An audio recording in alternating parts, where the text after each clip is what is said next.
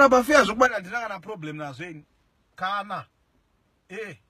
nokuti dendeva mu situation iyoyo maonero angu ndeyekuti pamwe dai izvezvi ndakatonyogwakana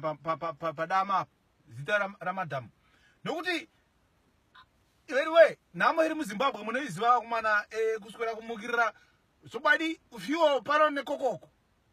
hanzi uda kunotenga chinhu chekudya izvezvi kudaika uchida kunotenga kudai kuti akanditoega kutenga tozotenga mangwana kwaidza unodzoka kuti akwai mutengo wachinja zvimari zvangoona aso mubudo hazvichakwani mapuraisi wonzi kwanzi waona mukadzi unoda kuti uye mhiri kwemakungwa England wotopuwa chidhindo chipasipoti cheko cheBritain woti wanyorerwei paruoko imimi aizokwaindachirwa apa mhazha apa kuti mazita ramadhamu pamhazha ndichipuwa pasipoti unoniepa iwe unoninyepa unoni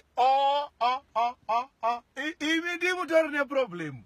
mufana uya wakatogona uri mufana uya undoziva zvaari kuita paruoko apa wato indotokunzwa pamhazha apa kuti zita ramadhamu pano ndizvo zvavangu kuti ndopuwa British passport kubuda muZimbabwe munyika yenhamo ndoi apa pamhazha apa ndombanyogwa apa pamhazha hakuna zvaka imi ndimutori neproblemu huru chaiyo